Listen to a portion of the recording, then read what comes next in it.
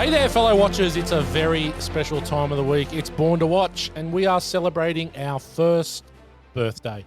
Join us at our table for four at the Dragon of the Blackpool Chinese restaurant as we choose a movie that's just for us. A movie that's close to our hearts and one that the overs and unders tonight will be extremely interesting. 1986 is full of amazing movies and is actually one of the main motivations for Born to Watch existing. But amidst all that cinematic and box office gold was a little movie that defied the odds. A terrible cinematic release, studio interference, no marketing budget, and going against one of the greatest movies of all time. Big Trouble in Little China has grown to be a cult classic that's one of my favourite movies of all time. Okay, you people sit tight, hold the fort, and keep the home fires burning. And if you're not back by dawn, call the president. Let's meet the team. G-Man. Good evening. Tonight there's no G-Man. It's actually Henry Swanson's my name. And excitement's my game. Yeah. Happy birthday, everyone. Great Yes. to be here for the first birthday. Looking forward to dissecting this one. That 52 weeks went very fast. It did. Yeah. It's picked up speed, that's for sure. Yeah, the last 26 especially so. And sitting in the studio with us today, Damo Giles. How are you, mate? Very good. Back for the first birthday, which is nice to be invited. But, Big Trouble in Little China, I think the way I see it, you guys here have a real Big Trouble in Little China family. I kind of think if this was Family Ties, you guys would be the Keatons. I'd be Skippy Handelman living next door. No doubt. No doubt. And look, we are a family. That's what we are here at Born to Watch. And we found him. We found him. We did. We sent Rambo out and we got back Dan on the land. Welcome back, mate. You've been sorely missed. It's good to be back, gentlemen. Damo, thank you for stepping in. It's been a massive few weeks up here in the land, so I do apologise. It's when with country folk like us, it's unavoidable. You have to spend time mustering and preparing the stock for sales. So we need to go in and check the flock and count them. So it's been a busy few weeks, but I'm back.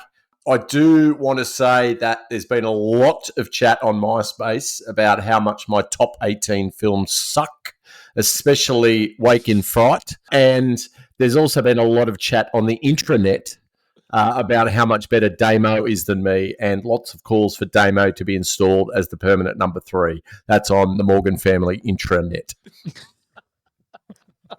Is that signed, Dan? All those comments? Most of the comments were from me. A couple were from Sam, but generally from me. So the overs and unders for Big Trouble in Little China should be an interesting discussion here. 86 movie, so it's nearly 40 years old. Gow. I'm gonna set it at 40. Ooh. Okay? I'm gonna set it at 40. We're gonna go with you first. Overs or unders? Overs. Okay. Definitely overs.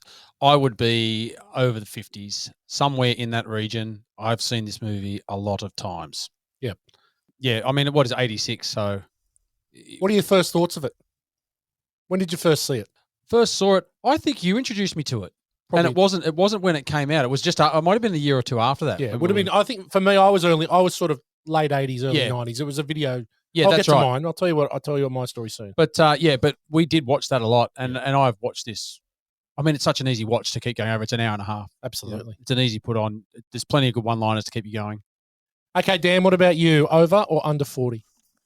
Yeah, it would be over, I reckon. This is one of those films that we've watched as a triumvirate for many, many years. And you introduced me to this, and didn't see it anywhere near 1986. It was years and years and years and years after, because I knew absolutely nothing about it, and you definitely tipped me into this. So, yeah, I reckon I reckon it's in the 50s. Yeah, cool.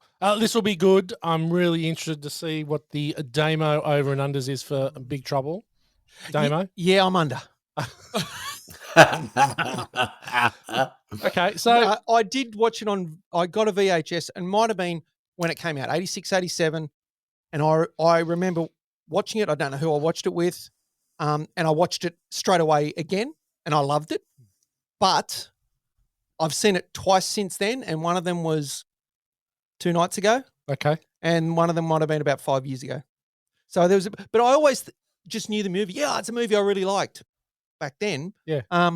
But I just never felt the need to watch it again. Well, I'm interested to hear what your thoughts are as we move through the episode of what you think about this latest rewatch. Okay, so I am well over 40. I'm in the hundreds for this one. This is an easy one. Again, it's a video shop darling for me where I just whack it on all the time, watch it all the time. It's nowhere near Star Wars for me, but it's multiple hundreds, I would think of this very quite easily. Johnny Bull's already mentioned that whatever the highest number is, he's that +1. Yeah, he's right up there. Big on it. He actually was very lucky to go to the Hayden Orpheum and see this on the big screen only a couple of months ago. In Cremorne, yeah. In Cremorne. So very jealous. I found this movie on one of my, before I owned the video shop when I was a young fella in DY, scrolling the shelves. And I reckon I was more attracted to this movie because of Kim Cattrall, not Kurt Russell. So I was a huge mannequin guy and I was in love. She might have been my first person in the bank, old Kim Cattrall. Really? Yeah, she was my first real crush. I was so in love with Kim Cattrall. And I saw her on the cover of this movie and was like, and it's a cool cover. Like the original artwork is amazing. Yeah. And I was like, I'm in. And watched it and was like, what? And just love it. Yeah. Like, look, it's not Oscar worthy. No, it's But a Jesus, fun good movie, fun. God, but it grows on you. Yeah. The characters, the lines, everything just grows on you throughout the movie, Yeah. throughout the amount of times that you watch it. So look, that was fairly easy. We all knew the three of us would be overs. We all knew Damo would be pathetic. So Thank you. and we've hit the mark yet again. Let's listen to the trailer. This is Jack Burton in the Pork Chop Express, and I'm talking to whoever's listening out there. It's a pretty amazing planet we live on here, and a man would have to be some kind of fool to think we're all alone in this universe. There is a hidden world where ancient evil weaves a modern mystery. What's going on here? Is this some kind of Magic. The darkest magic.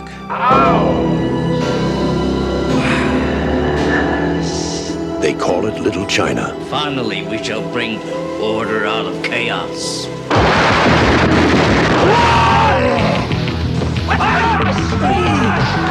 It's where big trouble was waiting for Jack Burton. Who? Jack Burton. Me. Jack? Jack? Jack! They told him to go to hell. You make one move. And that's just where he's going. Somebody, I don't care who, tell me what is going on.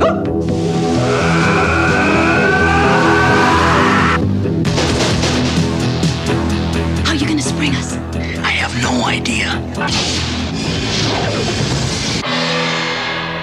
Another 80s quintessential trailer there. Iconic, one might say. Remember the first few episodes of Born to Watch, just reminiscing here on our first birthday, that I think we tipped the scales with iconic and quintessential in the hundreds of times that we use those words. And Yep. homage. Yeah, homage was a big one. Denouement. Memories.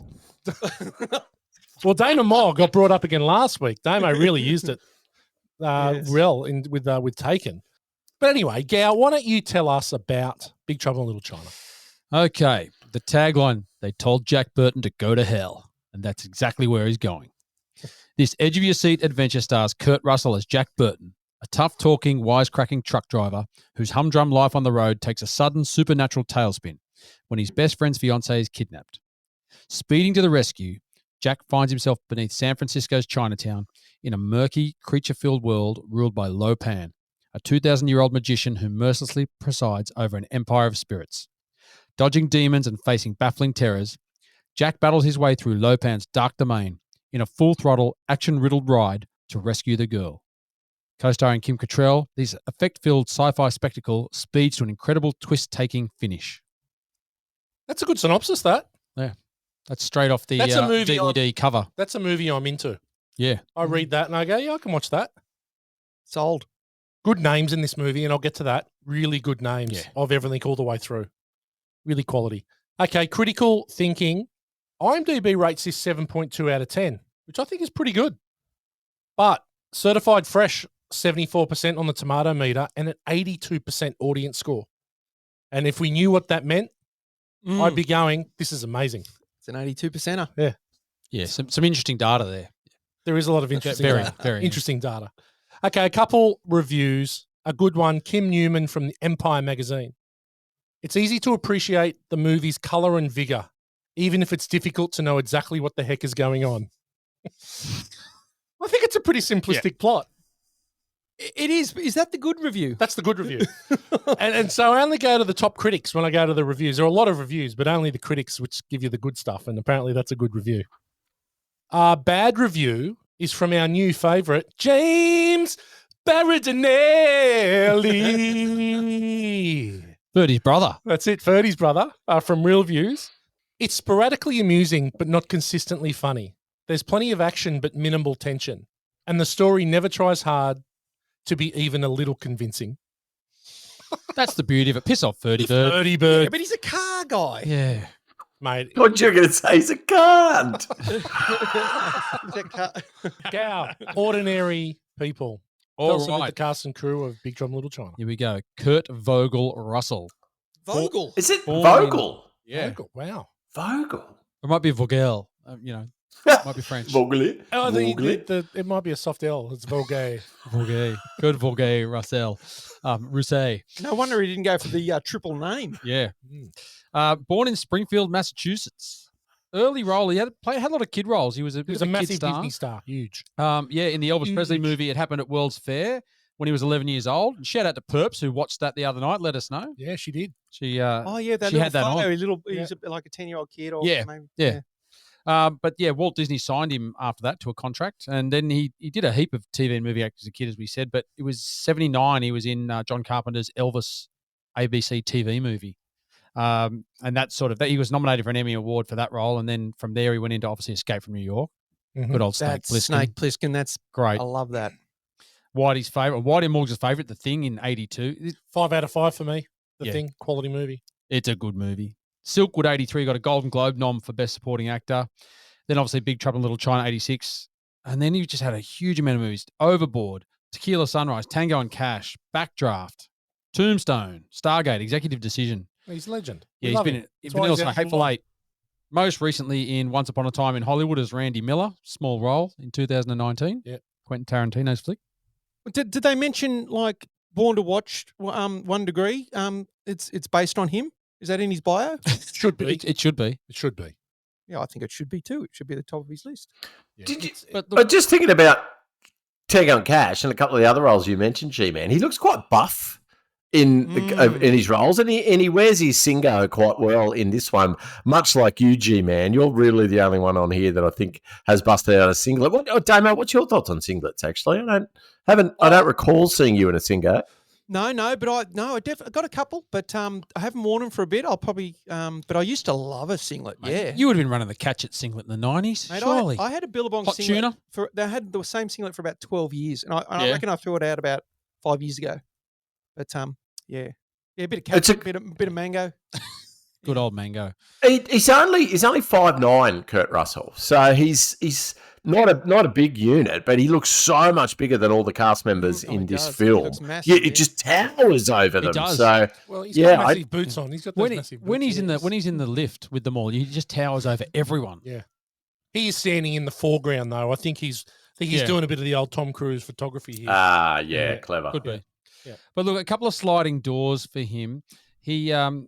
He was originally going to be cast in They Live, which was another John Carpenter movie. Yeah, it's a great movie. That is one of But, the best he's I don't think Yeah. I've seen that. I don't. Well, tell Really me, good, tell me yeah. about that. Well, that's the one with Rowdy Roddy Piper and David Keith. and David know Keith. it. Yeah, Well, with, Keith the, with the David. sunglasses. It's David, not David Keith. Keith David. Oh no, I don't think I've ever watched. I know, I It's do know very the good. movie. Yeah, very good. yeah, with It's- Rowdy Roddy. But yeah, okay, yeah, It's yeah. a big stab at consumerism and Yes, the it's a bit like a zombification of the, George R. population. Romero type. And that's the one that put Rowdy Roddy yeah. Piper on the map. Because what's his line? I'm into I'm all out chewing of bubble gum and Yeah. kicking ass, and I'm all out of Yeah. bubble gum. Yeah. I'm It's here good. to kick butt and Yeah. chew bubble gum, and I'm all but out of bubble gum. Yeah. Yeah, but John Carpenter didn't want to cast him in that because he'd already had him in Escape from New York and The Thing, and then Yeah. Big Trouble. So he gave it to Roddy Piper. He was also Sylvester Stallone's original choice in The Expendables for the role of Church, which went to Bruce Willis. Ah, that would have been way He turned better. it down, so Yeah. it went to Bruce Willis. He was offered the role of Alan Grant, in Jurassic Park in '93. Oh, But, that's a sliding door, isn't it? Well, yeah, but he asked for Too much mileage. bit too much moolah. So they went for the 10 cents on the dollar, Sam Neill from Yeah. down in the South Island of New That's it. Zealand. That's it. So he also turned down the role of Connor McLeod in I saw Highlander. that, yeah. Clan Clan McLeod. McLeod. But the other one for him was he was originally cast as Crash Davis in Bull Durham. Wow. Well, he's a baseballer Costas, of his own, Costas his role. own note. Yeah, he was a really good baseballer as a kid. Yeah. We've talked about that doco that he did, where his dad owned the Yes. the minor league team. It's a fucking Yes. brilliant It's a great doco. It's excellent. Kurt, well, just one last bit about Kurt. Kurt was obviously a hero of all of ours, but especially a hero of mine.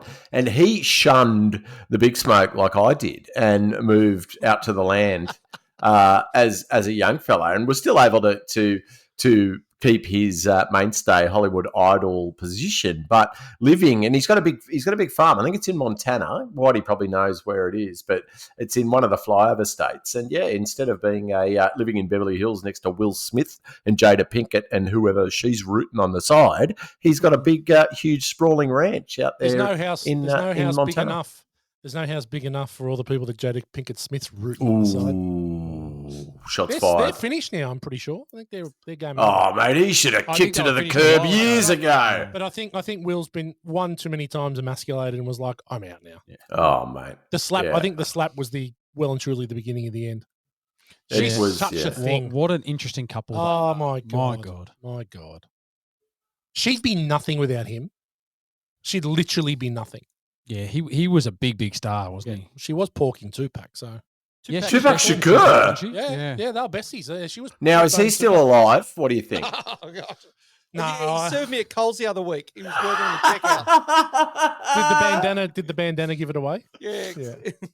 Kim Cattrall. Now, she studied the American Academy of Dramatic Arts in New York. Do you think that's as prestigious as NIDA? That's a good question. My question also is, did she pass? Well, she actually, in her final year at Academy, got her first role in Otto Preminger's Rosebud with Peter O'Toole and Richard Attenborough. Oh, Wow. Not a bad cast to get your first movie with. Yeah. At that time in 1975. But after that, did a heap of TV like The Hulk, Starsky and Hutch, Quincy. Did heaps Oh, of stuff. wow. But then 81 moved into the greatest trilogy of all time. You know, Porky's. arguably. Yeah. Porky's. The As Honeywell, yeah, she was. The greatest trilogy of all time to ever start with the letter P. That's the one. It's a prestigious title. She was in Police Academy too. Yeah, she was. In 84. Steve Gutenberg hooked into her at the Yeah. at the party on the beach, He did. and he sent the other two guys to the Blue Oyster Bar. That was- Gutenberg had a real run, didn't he? There, Yeah, with he was Police the- Academy Oh, and- the three men Three and a Men and a ladies. Baby. Three Men and a Babies, Baby. yeah. Do you know who reminds me of Gutenberg? He's like the movie star equivalent of Tony Danza. I reckon. yeah. It's got a bit of Tony Danza vibes Yeah. about him, right? Yeah. Oh, there for my a bit. blessed Tony Danza. Yep, that one. But yeah, look, after that, obviously Big Trouble in Little China, Mannequin in 87. Oh. What's the theme song from Mannequin? We talk about it every few episodes. Let him say you went crazy. It's way out of my register, but anyway, yeah, nice Let the one. world around us just fall apart. Bit of Starship. Mate, Yeah. they're the best. Starship are the best. My kids love Starship. It gets a Really? run in the car all the time. Yeah, can we put Spotify on? I'm like, yeah, and that comes on first. That one. Starship. Well, we've told the story. I walked into everyone here was here at my wedding reception. I walked into We Built This City, Yeah. brought the house Bum, down. bum, bum, bum, bum. Brought the house down. Okay. All right. So after that, in the Bonfire of the Mark. Vanities in 1990 with Tom Hanks and Bruce Willis and Melanie Griffith as well. Why is that known as such a flop? Just because it was so expensive? Maybe it was shit. That too. Might have been the shit factor. Yeah. But it's I don't you know. talk Is about it the it always cast? Is it comes because up. of the Always cast? comes up It does- as massive flops. Well, it the was a book. Bonfire of It the was a book initially, wasn't it? Bonfire of the Yes, Vanities? yes. And I think it was a very successful book that was poorly adapted, and it was shit. Virginia Woolf wrote the book, Matthew. Yes, it was quite a prominent Well, literature Mate, piece. I don't. Uh, Look, Who's Virginia Was it one of Woolf? them books? Was Oh, one of them Virginia books Woolf. before it was a movie? Yeah, but I don't read Virginia Woolf books, Morgs. Come on, if it's Stephen King, Peter Benchley, or Matthew Riley, sure, I've read it. But if it's Virginia Woolf, who's afraid of Virginia Woolf? Have you read Justin Wolfe? Have you read his books? Yeah. Sewer Choke 101 by Justin Wolfe. I'm going to tip that it was a Virginia Woolf book and everybody loved it. Fill and the then gaps. They tried to make a movie of it, and the movie just didn't with a really big cast, and that did not help. No, So and yours- Melanie Griffith's awful. So Yeah. Melanie Griffith batted. She kind of punched above her weight. Like she pulled Antonio Banderas in his prime and Don Johnson in his prime. Yeah. Yep. They were good swords.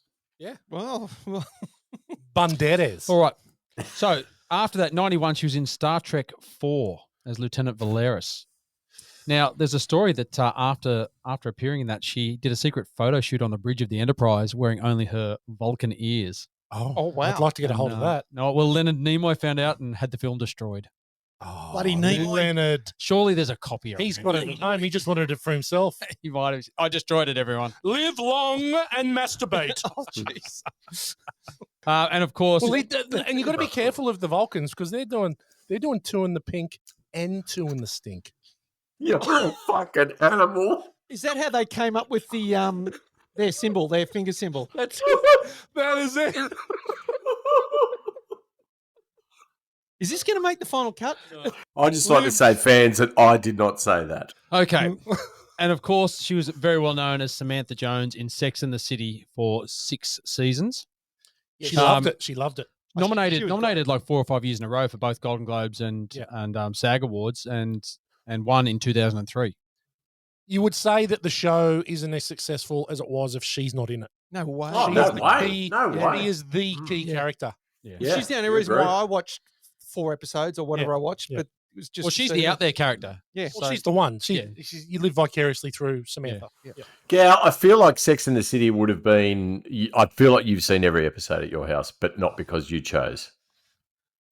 Oh, I think maybe the He's first. smiling. He's got his. There's a bit of baby teeth showing Yeah, here, there's a Dan, that lot you can't see. I got a feeling that Gow watched the first season under duress and then was like, Chrissy, when's season 2 of Sex and the City coming out? And she watched it under duress. Can confirm have seen all seasons. Oh my And God. both movies. Yeah. But not for that reason. I think it's just one of those ones that's on all the time because Chrissy's watching it. So you end up watching it, right? You're watching it because that's on TV. I've watched them so- all. I've watched them all. Oh my God. And I went and saw the second movie at the cinema. Oh, I'm gonna say, Was I saw Battlefield Earth at the cinema, yeah, wow, Barry Pepper. and I'm gonna put that in a whole different basket. I think that Sex and the City 2 is my single worst cinema experience in my life. Yeah, It'd have to be one of the worst films ever made. Oh my for sure. God. Yeah, Oh that's the my one when God. they're riding camels and it's a bit slapstick. Yeah. and Yeah, it's, but that's the yeah, one. yeah. That's the one where they're in. Is it Dubai or Yeah, wherever it's in they one are. of the Emirates. Yeah, And they go behind the closed doors, and all the women in their burqas take their burqas off, and they're wearing Chanel and all the Oh, different. right. So, and I was like, yeah, oh my God. yeah. Anyway, too woke for No, me. so I never saw that one. I think I saw the first one, but I heard First movie's good. the second one was so bad. So bad. never put eyes on it. Yeah. Yep. But Move what's on. not to love? A bit of Mikhail Baryshnikov. You know, in the What's series? Carrie thinking? Honestly, he's 100. Yeah. But it was He'd big, be mate. limber. He'd be limber. Yeah, he was. You could throw his ankles behind his ears. Well, she'd be throwing him, and she's like tiny. Is she a good sword? Sarah Jessica Parker. Yeah. In Girls Just Want to Have Fun, I thought she was all right. I've seen what was that one that? a million times too. What was that that movie. one? She's in Footloose. She was one of the. She was like the best friend of the best friend. She was, Yes, she and- was. Yeah, and she was a bit of an 80s backpacker. She was one with Steve Martin. Her name was Sandy with a big S, little A, big. LA Story. LA Yeah, Story. that's it. Yeah. Hmm. And what was the Bruce Willis bit where they were boat striking cops? distance. Striking Distance. distance. Yeah, Jeez. that was fine Yeah, look, I think she's a great actress. because she's married to Ferris Bueller. Yeah. Yeah, Matthew she is Broderick. for a long time. Yeah. Yeah, they've been since the 80s, I'd say. Well, she was. Have a you seen backpacker, Have so you seen she's- him lately? You know how obviously doing this podcast, it ages us because we look at people in film and then when we look them up, we see what they look like now. Matthew Broderick does not look like Ferris Bueller now. Nah, but he's 60 plus now. Yeah. Yeah. He's got saggy ball sack. What was this on his IMDb? It was. I was just checking it. It said purveyor of saggis bull sackers. Yes. Morgs knows of the afflicted. Yeah. Me and Wardy, yeah, but and shout out to Andrew Ward, who had suffered from massive sack elastis for many years, and yeah, I too have been known to be a bit of a test case. Dan gets a notification each time they admit a new member into Sacchus elasticus. Sacchus elasticus. Sacchus elasticus, and Matthew was, is that a group? He was in last week. Have you got an Instagram page? Is there some side sack shots? What do you got? Side dick like Affleck. What Gal, who was that guy with the big sack that used to make the windsurfer out of his sack? That was puppetry of the That penis. was puppetry of the penis, yeah. No. We know a footy guy or something that has Apsy did it. Apsy got a big sack? No, there was someone. It was big, but it was maneuverable. There was a guy I played with. In England. That's right, England. Old big nuts, England. old big nuts, yeah. But no, he didn't do that. That was puppetry of the penis, but yeah. Those memories are colliding. Sacchus. Move on. Let's sack the Sacchus. All right, let's move on. Dennis Dunn. Now, first TV show for Dennis Dunn. He was in a show called Partners in Crime with Linda Carter and Lonnie Anderson in 1980. Linda Carter, Wonder Woman? Yep. And Lonnie Anderson, obviously. Great sort. She married to Burt Russell. Burt Russell. Burt Russell. Burt Reynolds. Burt Russell.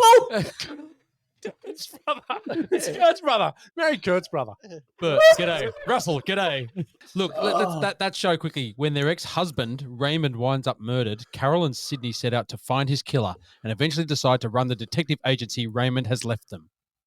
Their exes, are they both married to him? They were both exes, and then when he gets murdered, they set out to find the killer, and then they run the detective agency. Okay. Oh, Partners in Crime. wow. Okay. Excellent. But yes, so anyway, after that, he was in the Year of the Dragon as Herbert Kwong in 85, then Big Trouble in Little China. Do you think he would have made more movies if he was called Denis, as in Denis Villeneuve? Maybe. Could be. Could have been. Could have been Dennis Denudo.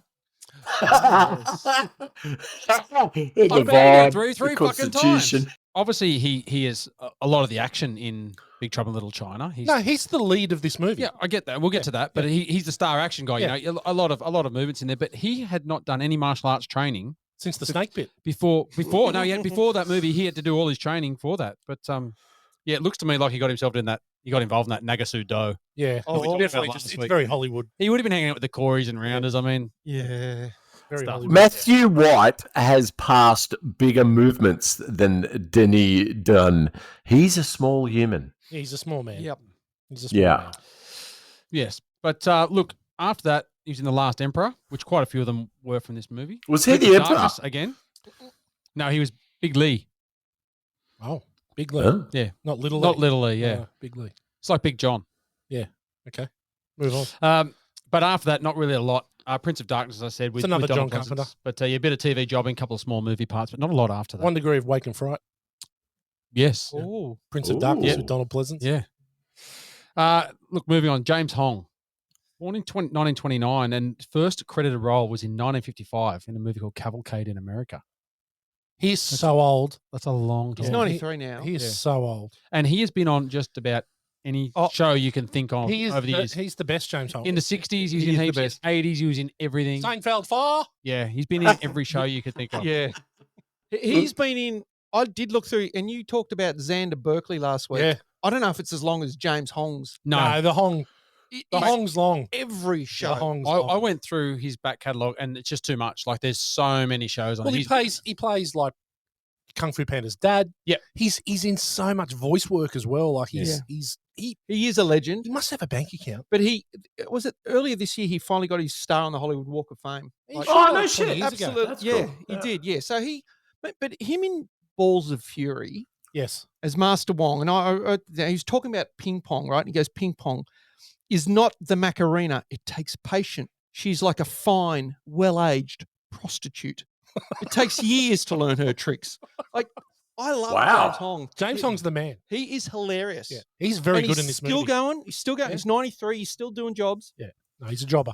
First movie was Chinatown in 74 with Jack Nicholson and Faye Dunaway. But then he was in Blade Runner, Golden Child, Tango and Cash, Perfect Weapon with Jeff Speakman. Jeff Speakman, yeah. Gosh, yeah. And obviously you said the Kung Fu Panda movies. And the last one, obviously, Everything Everywhere All at Once he was in. He was Tango and Cash Gong as Gong. well. He was the granddad. Yeah, he was in Tango and Cash. Yeah, he's Been in. I mean, I just punched through a few there, but no. He actually auditioned for the role of Lieutenant Sulu on Star Trek, which went to George Takei. Oh, he's still milking that. Oh, isn't he? Georgie. Yeah. Oh, I yeah. know, yeah. But yeah, all right, moving on. Victor Wong. Oh, I love Wong. Good old egg shit. Hong Da Wong. Yet again, he's been in so many shows over the years. Big Trouble in Little China, Shanghai Surprise with Sean Penn and Madonna in 86. Wow. Ooh. The Golden Child, obviously. The Last Emperor, Prince of Darkness. He's in Tremors, which we've been through before. Yep. One of Damo's movies. 7 years in Tibet in 87. Passed away in 2001. Yeah. Sadly missed of Victor. Yeah. He was a legend. So his eye, like he's got the half shut eye and the full opened eye. Is that? Does he do that on purpose? No, that's him. That's him. He's had multiple strokes in his life. Right. And I don't know if he'd had any prior to that, whether that was part of it, but he did have, and one of the things was that his two sons, when he found out his two sons lived in New York City at the time of when the towers came down, and he spent the next 2 days, he'd already had a couple of strokes, but he sat in front of the TV for 2 days trying to figure out if they were okay, and he was so worried. He died on September 12th, 2001. Oh, no way. Wow. Yeah. With heart failure. Oh my God, the poor bugger. Hmm. Yeah. No, he is a legend. He's Yes. very good. Yep. He's great in this. One fine day. Yeah. He's awesome. But Victor Wong, James Hong, and Peter Kwong all had parts in this. Yeah, so that's it. We won't go. We've gone What through about budget, G-Man? Okay, we'll hit the budget. So budget, as you talked about earlier, Whitey, it was $11.2 million worldwide, and the majority of that was domestic. Yeah, There that was that the was box the office. taking. That was the box office. Sorry, yes. Yep. Box office. A budget of $25 million. Oh, Jesus. So it didn't make any money. Not early on anyway. Yeah. Well, do you opening think- weekend was 2.7 I million. reckon there was at least 20 of that million spent on the neon lighting in the penultimate scene wedding scene. with the wedding scene. Yeah, there was a lot of neon going on Yeah, there. there was. It had massive studio interference. Yes. So they came in and were like just trying to chop and change. They were supposed to allocate this money for marketing, $3 million for marketing, which they never got. The marketing was rubbish. 16 days later, Aliens comes out, and it was the perfect storm the perfect shitstorm for this movie. Yeah. Which is sad. Plus, But Kurt had done a fair few floppies. he had done floppies. He was concerned about doing this because he'd done a couple flops. Yeah. But it's become one of the probably most endearing. Well, he films. wanted to do it with John What Carter. a- Yes, that's the thing. I'm very interested into video shop owners on the podcast tonight.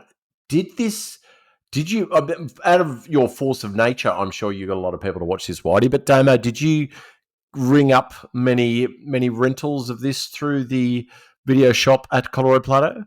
No, I don't think so, because it wouldn't have been one that I would have promoted. And I Fair don't think enough. anyone else would have known about it. But I think we had a copy, but one, a weekly. Yeah. I feel like that new video shop Avalon would have done a lot. Yeah. We were a little bit more progressive up in Avalon than our brethren at Coloroy. Well, I don't think there was ever a dick book of There was all no the Colorado dicks Plateau from dick book. Coloroy. No. We didn't have one of them. There was no Colorado Plateau dick book.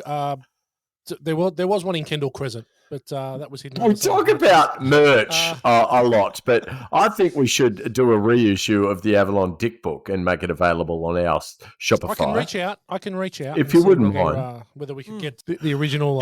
Is it side dick or is it full on? It's every. No, dick it's you can think full of. frontal, Damo, not Affleck side dick, full frontal. It leaves nothing to the imagination. It was a rough trot for this movie upon release.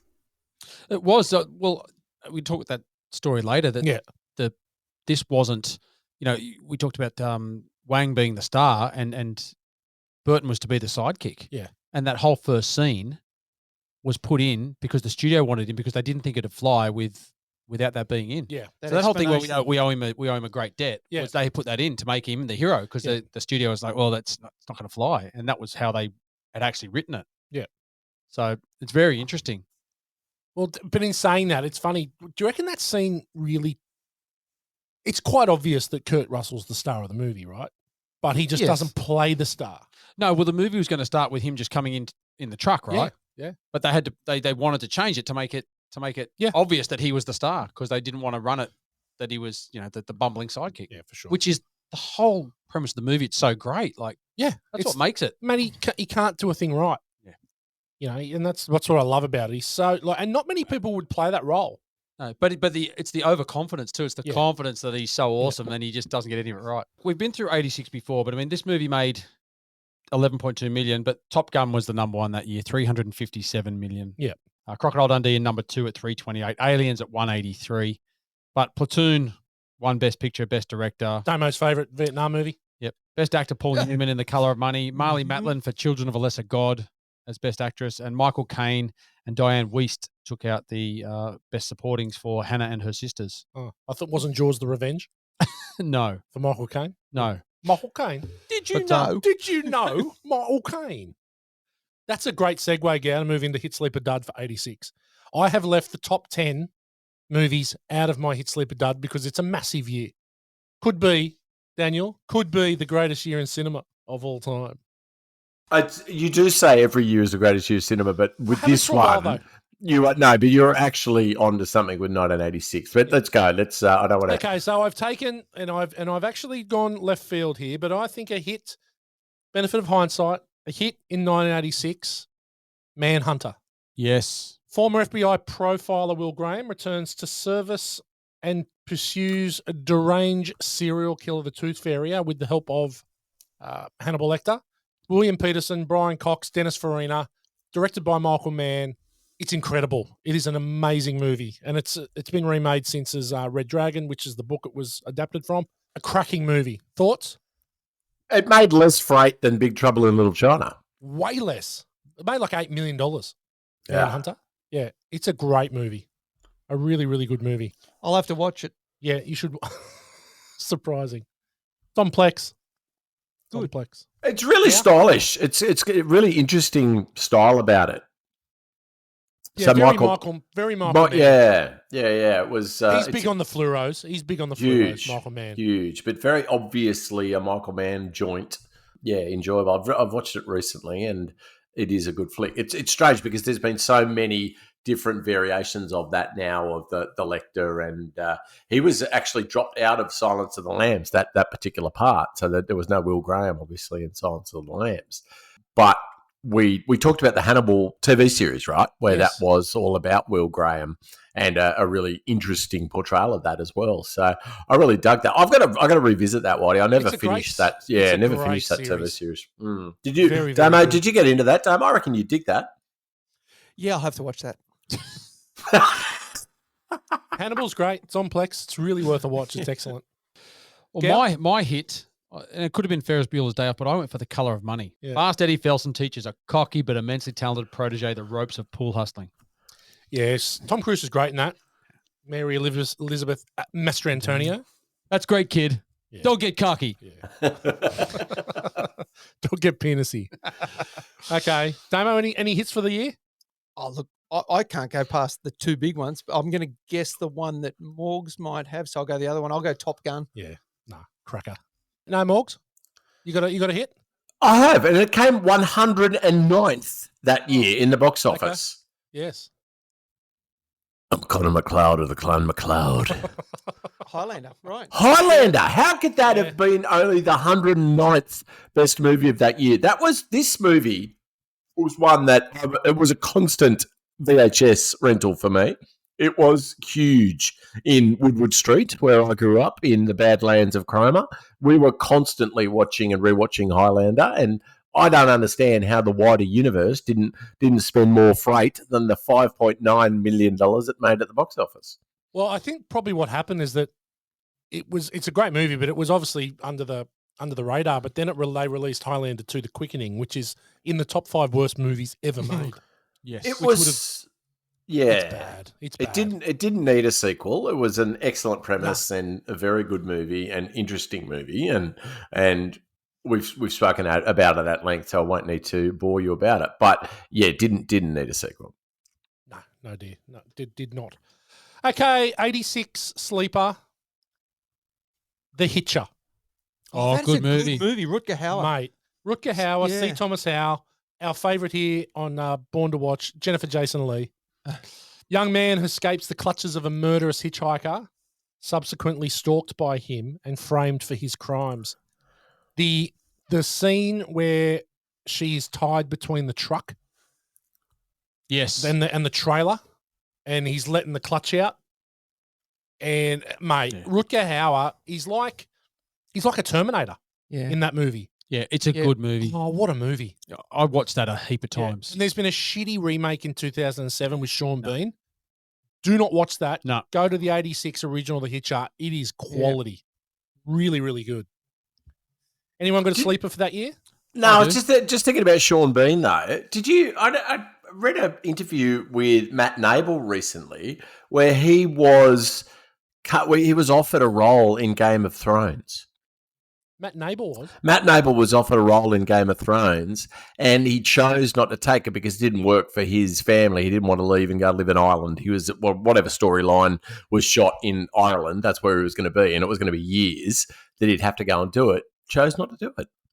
Wow. Because Sean Bean was obviously, it was what was interesting about Game of Thrones was Sean Bean was such a big cast member, and they killed him off super early in the series, and they continued to do that throughout Game of Thrones' run. But yeah, I thought as a jobbing Aussie actor, you would have got a huge wedge to go and be in Game of Thrones, and he said, "Yeah, no thanks."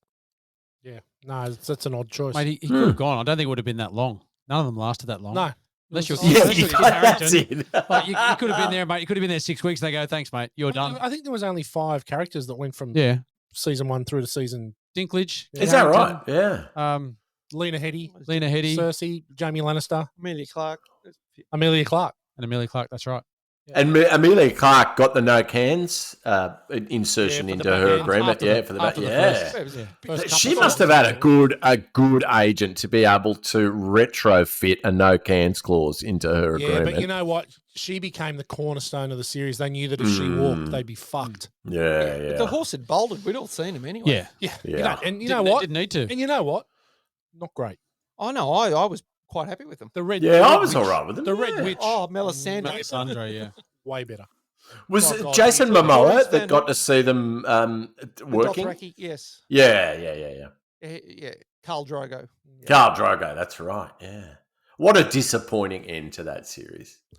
Hard to finish. awful. Hard to stick the landing, and Yeah. it went off the rails. Dog shit. Awful. From minute 1 of the last season, they could have saved it. Like they could have saved it, but it just The last 2, I just. no. I think the second last season was pretty good, No, but the last season was bad. They'd run out of book like about 2.5 seasons to go, and it was like, ugh. God, I mean, how good was it? For 5 seasons?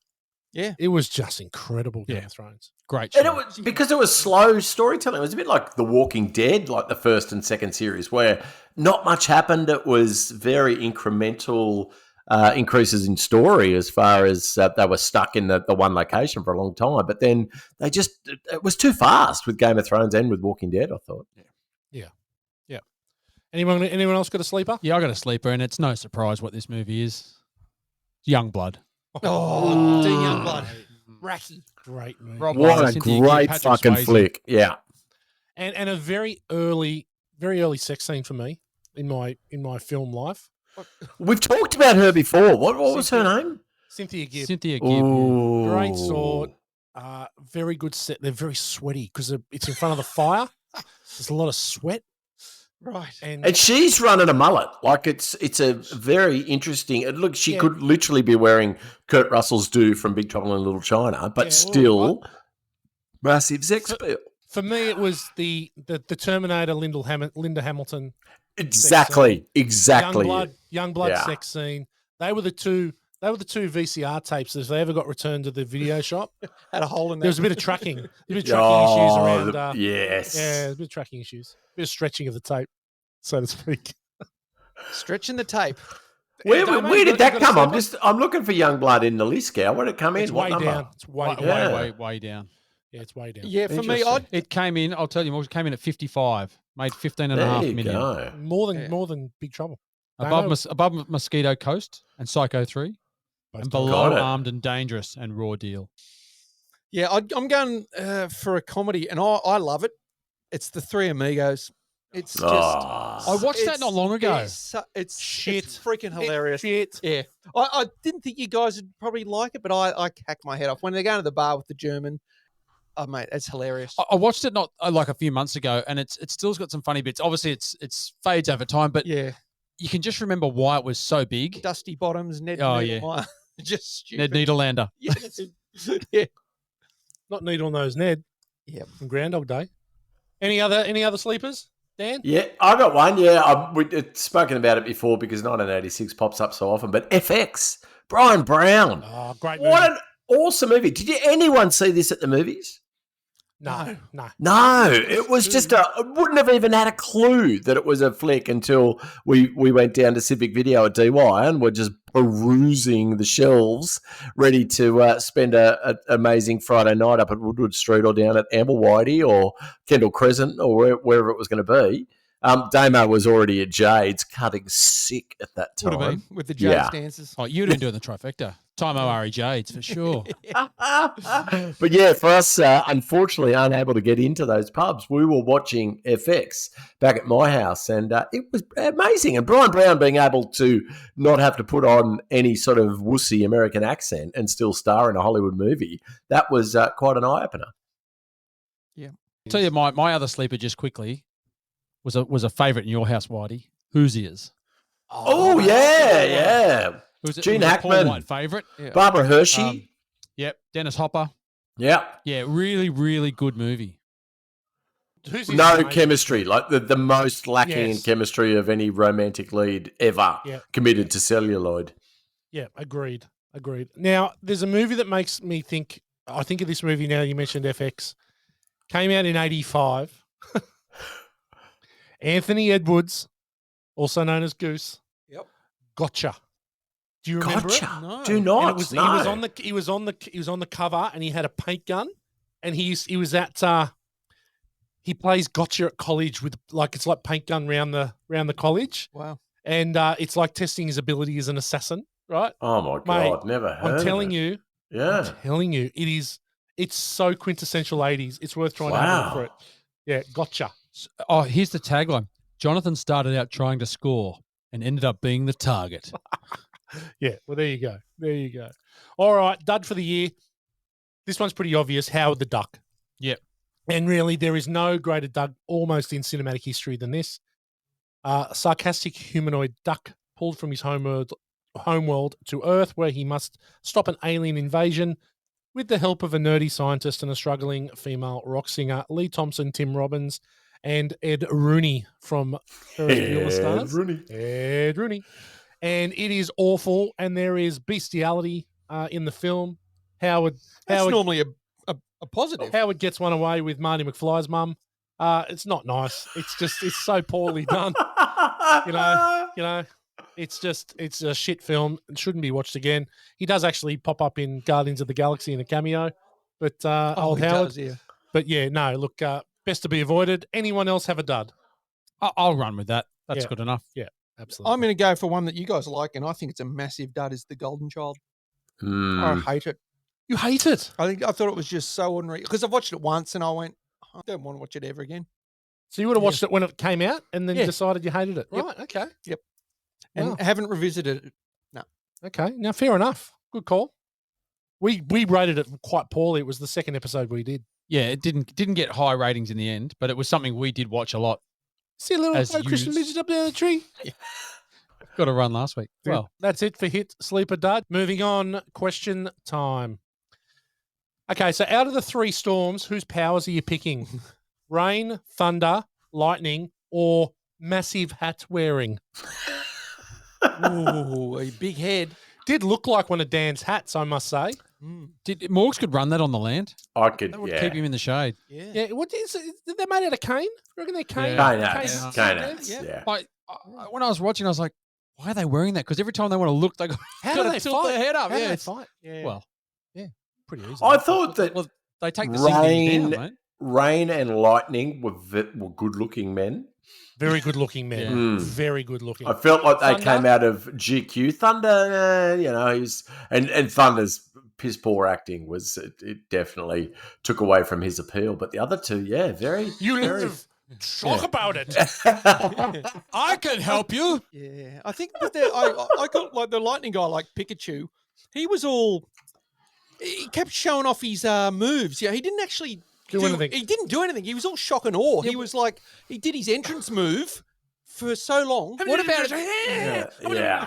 Agreed. No, But good what call. about when they're going up the shaft to get towards Egg Shen, and he's just down the end, That's just right, he's doing still- his he's kata. still doing He's his just down there entrance doing his move. kata. Yeah, but they're supposed to be like the strongest warriors in the history of warriors, and they drop a statue on him. It's game Yeah. over. Well, that, I know. What? Yeah, but And yeah, the other guy just blows himself up.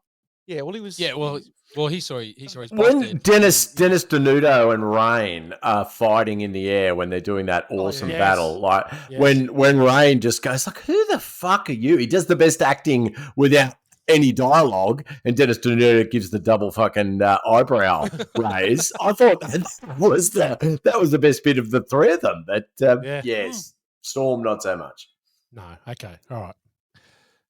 So where does this one sit in John Carpenter's filmography? Oh, I'm gonna good give question. you a few, Good question. because there's The Thing, Escape from New York, They Live, Prince of Darkness, Halloween, Starman, Christine, probably his biggest films. Well, the escapes, Yeah, Escape from New York. that's I left it Escape from LA because it is Oh, a yeah. tragedy. the fog, Oh, there's The Fog. Yeah, Starman.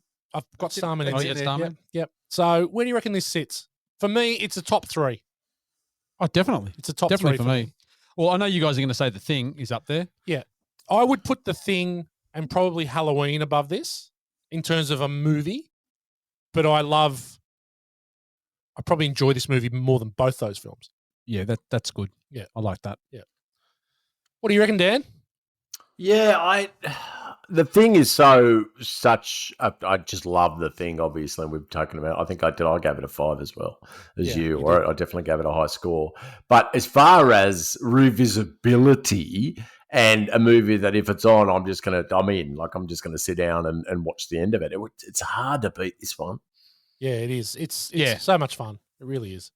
It's just so rewatchable. Yeah. That's the thing. Yeah. Easy, lighthearted romp through So, Chinatown. so Damo, you haven't had the affinity with this movie that No. we do, but Well, see, how was it rewatching it again? Well, I reckon the age you guys watched this, or maybe you weren't. I watched like Escape from New York.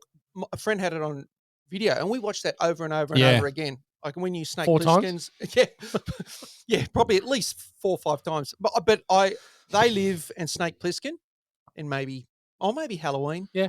and maybe then this. Yeah. Okay. Yeah. Cool. All right. Another question, similar question. Is Jack Burton Kurt Russell's best character of all time? Now listen to this. McCready the Thing, Pliskin, Escape from New York, LA, Stuntman Mike, Death Proof, John Ruth, The Hangman, Hateful Eight, David Grant, Executive Decision, Santa Claus, The Christmas Chronicles. No, I'm going Snake Plissken straight out. That eye patch, way he spoke. Yeah, he's good. Pliskin's good. The mullet was. I don't think his mullet's. That's his peak mullet. I don't think it's as long. I mean, I think that's its longest. Yeah. But yeah. yeah, I would say Snake Tango Plissken. and Cash is very similar to this. Oh, yeah. Very Yeah. similar. Did you say Wyatt Earp? No, I in didn't say Tombstone? Wyatt Earp in Tombstone. Because I really like Kurt Russell in Yep. that in Yep. Tombstone. I think he's really good for that role. Okay. But look, yeah, Escape from New York as well. It's a similar type of role anyway. Yep. Dan, what are your thoughts?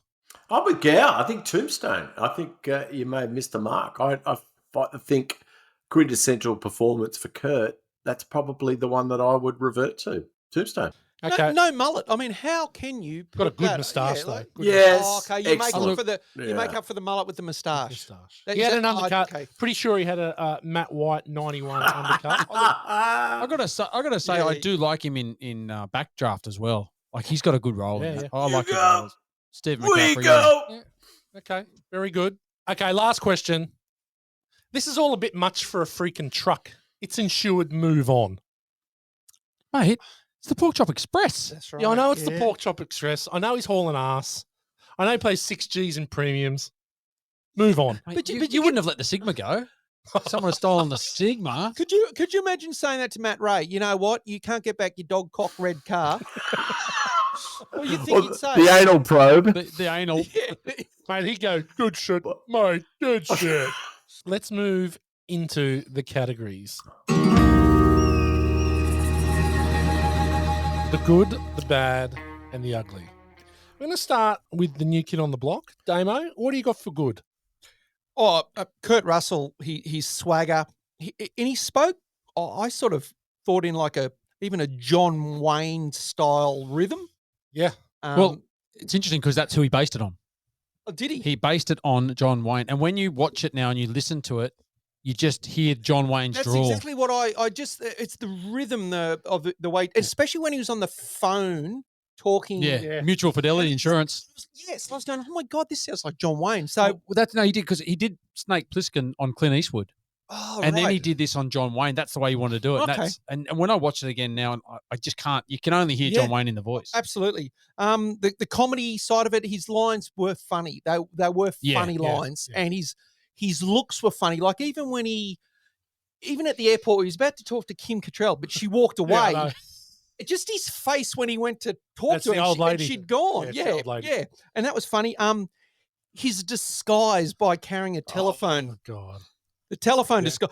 Oh, I'm sure it's in here. Like that was his in disguise. denim, in He's double the same denim. Shit. All he's holding is a phone. Yeah. Right. That and his lipstick. When he's Yeah. delivering those badass lines, Yes. wearing that lipstick.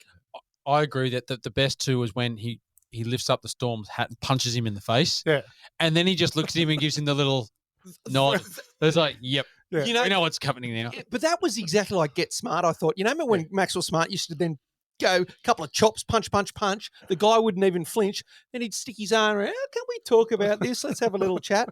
But the other thing too, that it was good, and I was quite vocal about this last week. In France, we know everyone, and it's a fact, wears berets, right? Yeah. Everyone wears berets, and carries baguettes. And Pierre Morel neglected to put berets in this film. As we know, every Asian person knows martial arts. Yes. It's a fact. Yeah. They all know martial. Well, bang, Bang, done. John Carpenter got it 100% correct. Absolutely. They all knew. They're all experts Yep. in Yep. martial arts. Yep. Absolutely. Not to forget that Guy Forget is pronounced Guy Forget. Yes. Dan, what have you got for good?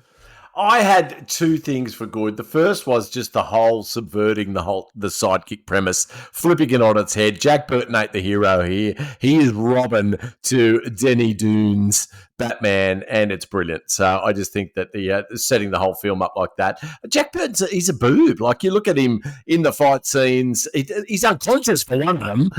He talks up plugging a guy, and it looks like he's never seen a gun before. It's brilliant. I think it's a fantastic premise, and it definitely subverts what you would think you're going to see with this movie. But then, Gow, you mentioned it before. Number two for me was the double denim. I still run it to this day. I know Damo has been running it for the last 40 years.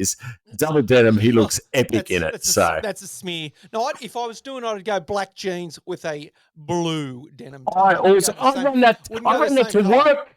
I ran it to work last week, Damo. You know, it's a good look, and it will never go out of style.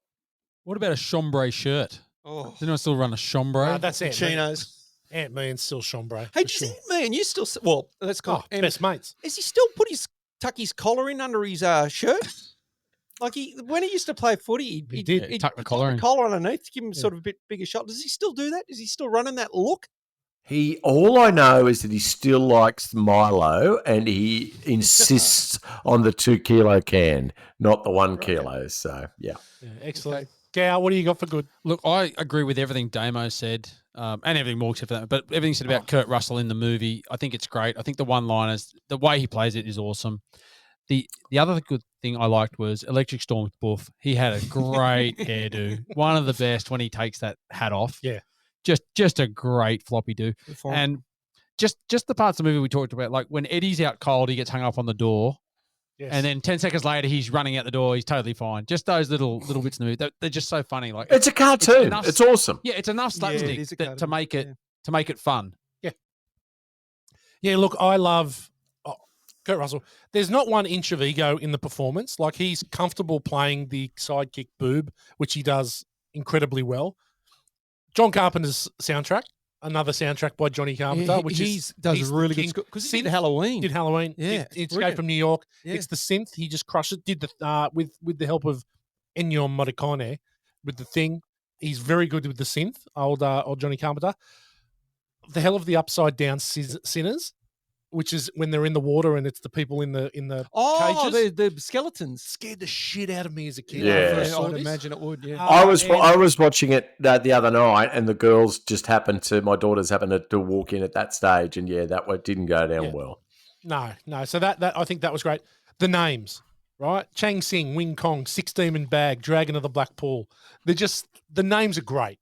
Everything about it is great. Lopan. Like they're all just really original. Davey Boy. And Come on, Dave. And who doesn't love a good Chinese restaurant? And it's a good Chinese restaurant because there's like Asians are eating at the restaurant, so it's quality Chinese restaurant, right? I've already mentioned Kim Cattrall. She was probably my first major crush, and I had seen Mannequin before I'd seen this, which led me to this. Okay, the bad. G-Man, what do you got for bad? It happens a couple of times, but when they escape Lopan's place Is and this they get when the whole bus gets blistered with 1,000 rounds? 1,000 rounds, no one gets hurt. A couple of windows get shattered. They're there for 10 seconds, copying from about 5 meters away, and then they just drive off. And when the bus turns around the corner, not a mark. Really? I didn't notice. Not a mark on it. Yeah. But just funny. I think it happens. It actually happens when the Pork Chop Express is in the alley, when the Chang Sing come through, and they all fire the guns either way, and the truck just doesn't get a shot. Yeah. But also when in the alley, the same thing. When Jack Burton says, I just saw a guy with light coming out of his mouth. Yep. Do you ever notice that he doesn't see it coming out of his mouth because it comes out of his eyes first, and he gets blinded there, and then it changes, goes through the mouth. But he's already blinded by then. What about That always stuck out to me. Yeah. Yep. What about washing Missed your it. eyes out with sewer water? With the sewer water. in the alley. Like if that's in China, if that's in Sydney, Chinatown, there's a huge chance that you are dying 4 days later. You've now got myxomatosis. Yeah. Okay, Damo, bad. His boots. Seriously, they're tucked in and they're up to his knees. Yeah, they're good, but they're good boots. They reminded me of that. You're from the Roadhouse baddie. He wore those. He had the high cowboy boots. The high boots. Yeah. But Jack's boots they didn't have a high heel, but they were just these long, terrible, tucked in boots. But they looked a little bit like Sherpa boots. Like they're quite funny. They have wraps around them. yeah. Yeah. Yeah, I don't know. yeah. Well, if you're going to run the double denim, you need something to offset You them. go with those boots. And a singlet, double denim, and a minglet. And a minglet. Yeah. No, but that's about it for bad. Okay, cool. Dan, what do you got? Some of the comedic timing was a little out, so I know that it's an absurdist film. It's meant to be like a cartoon. It does subvert a lot of the tropes that we're used to in hero films. In that Jack Burton's not the real hero in the film, but Kim Cattrall, Denis Denudo, and what was the journalist's names? Margot. I don't know. Some of it really stood Margot out. and Gracie. Some of their lines where they were a beat off hitting the mark for the comedic timing, and it was just a bit obvious in the rewatch that it wasn't a genre that they would normally be drawn to. I think so. Yeah, that was for me what was most noticeable about the rewatch. Yeah, okay. I've got a couple. I've got the fight with Wang and Eddie on the walkway against the henchwomen. Oh yeah, they were Right. badass. Those Yeah, girls. but like they're like doing it, and suddenly they get close enough for them just one hit, and it's game over. Right? Yeah. I'm like, why are we doing all this stuff backing when they're just going to hit them once? It's going to be all over. Yep. The other thing is, where does the smoke come from in the bamboo stick? Which bamboo And stick? they go like, Oh and yeah, all that the was smoke cool. comes out the end of the bamboo stick. I'm like, Mate, it's a mystical world. Yeah, I know it's a mystical, but I was a bit mystical like, world. Look, you can tell I'm really scratching the bottom of the barrel here to find. What were the sticks with the perpendicular handles on that the chick had? What were they called? And you used to, you sort of like a Nunchucks. Oh, like a bat. Yeah, kind of like a bat, yeah. Because as kids, like in my shed in Woodward Street, we used to make nunchucks and make those battens all the time. I don't know why. Style. Yeah. It was exactly TJ Hooker style. So, yeah. Yeah. Yeah, right. Okay. Ugly. Damo. ugly. This is a little bit similar to last week's movie, Taken. The whole human trafficking aspect of this movie. Yeah. And it's something that's it's a big part of it, but it's not really even. It's about the third sort of plot line. Oh, it's not even the third plot line. I reckon. It's like, let's get all these girls out, and you start thinking about it. Hang on, they're all human. They're slaves. They're all trafficked. Yeah. So that side of it. Okay. G-Man? No, I got nothing for ugly. Okay. Dan, anything for ugly? I got two. One of them was old Denny Denudo. Just what was his fiance's name? Mao Yin. Mao Yin. So Mao Yin, first of all, he's out on the piss with Jack Burton the night before his love of his life is flying in from Peking. He decides he's just going to do an all-nighter. And he'll be fine. He's just going to lob at the airport and didn't need to get any lose sleep. all his money as well. That's it. And then when she gets taken, and there ain't no Liam Neeson with girls to go and save her, he's having a feed with Jack Burton like it ain't no thing. Like, it's a bit sad that my fiance got taken, but I'm just going to get into this beef and black bean. Yeah. That seemed a bit. It's a. I don't know. Would you? Mate, hang on. No. Jack had to go and dry out his clothes and get onto the mutual fidelity insurance. But hang on a minute. It was very important stuff. But hang on a minute. Last week we complained that we didn't see Liam Neeson eat, shit, or drink or sleep no eating for 96 hours. Dennis knows he's going to need. Wang knows he needs his energy because he's going to fight. He's going to fight the Wing Kong. Yeah. All right. Let's give him that then. Let's give him the foresight that he needed the sustenance. Yeah. But my most ugly from the film was what was going on with the white sunnies with the slits in them of old mate in the Wing Tang gang. How the fuck was he seeing out of those things? Yeah, you can't see. He couldn't see. Yeah, no, he couldn't. That was a tiny, tiny little slit. Really bad, scary. Yeah, but I just want to, that scene you're talking about, Morgs, where he's on the piss and he's gambling. Yeah. That was a pretty important scene. Now, this is a word that something I learned on film school was Chekhov's gun. That opening scene, that scene with, I'm going to cut this bottle, was Chekhov's gun for his quick reflexes. It's all in the reflexes. Really important. To catch the sword. Yes. Or do the sword. That was to come back Excellent. later on so you knew. Yes, that's as a student of film school. It's all in the reflex. Did you notice? Well done, well played. The bottle, it's actually out here. Yeah. It's only the end of it. It's not in front of his face. The whole bottle's out the side of his face. Yeah, but he caught it. So he's just showing off his reflexes there for later to come. 1,100. Good spot. Good spot. Times 2. Yeah. Okay, my ugly. Sorry, I got one more ugly. Sure. What the fuck was Dennis Denudo actually betting? He was doing nothing or double. So what was he going to get out of that last bet? Nothing. He was. Yeah, well, it's double or nothing. I think so he was going to get nothing. That was the best he could do out of the broken bottle was that he would get zero. That he wouldn't have to pay zero. He wouldn't have to pay him zero. Yeah. But that was his penultimate trick. I was like, if this comes off, I get nothing. Yeah, it just doesn't have to pay him. That's all. Yeah. Instead, he has to pay him double what it was. Yes. That's what I thought I heard, Wang. You get a restaurant, which is a hell of a lot more than I've got. Okay, I've got one ugly. It could be two uglies. The Monsters, not great. No, Power Ranger style. Yeah, not great. It was Power Ranger style. The one out of the wall when they're underground, and then obviously the one in the one that's the monster that's trapped in the Wing Kong Exchange in the orange thing. That's not great either. And the eye one. Oh no, I don't mind the eye guy. That's all right, but I just think the orange suit and the purple thing that comes out. The fish beast when they're underground in where the blood of the earth is flowing and they're walking. Yeah, it's not good. No, not so great. Okay, so that's it. That's all I've got for ugly. Yeah, fair enough. Okay, we don't need to do 1 Degree of Kurt Russell because. Come on, I worked on this. Did you get this? James Hong, Tango and Cash. Righto, there you go. Jim Carpenter. Well done. Yeah. We're going to slide into Morgs's quick fire. Yes, well done. And thanks for picking up the quick fire whilst I was working on the land, but we'll make it very quick this week. That's Not a Knife, Mick Dundee, Crocodile Dundee. Any scenes that crossed over into popular culture? I'm going to say no, because not many people have seen this fucking film. What do you guys think? I'm going to say this movie's the inspiration for Mortal Kombat. Oh, It is. It It's is. 100%. It's 100% the It's inspiration. all for the based book. on For it. Raiden. Yep. Yeah, Yeah. Raiden. Well, yeah, Raiden. They're all the characters Yeah, in. Some of the Mortal Kombat characters are were definitely on based on it. Yeah. But that's fair. okay. Well, I'm going to say that you win that particular. Yeah. Okay. Next one is biggest douchebag character a la Jason Alexander's Philip Stuckey in Pretty Woman. Anyone that really, I don't know, they were all comically awesome in this. And there wasn't. I think no. There's no one that's really bad. No. I didn't pick in the anyone movie. either. No, the tone was There's no right. Everyone terrible got people. it. No, it was a good romp. Moving on to cast of Caddyshack or Jennifer Jason Leigh for an actor or a group of actors that aren't quite sure what film they're in.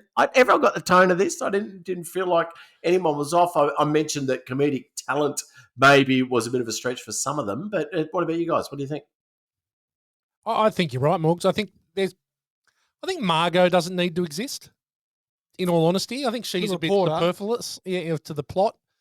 But other than that, I think they're all fine. I think the tone of the movie being a bit slapstick, a bit funny is they can carry all these characters without too much trouble. Yeah, in Little China. See what you did there. Excellent.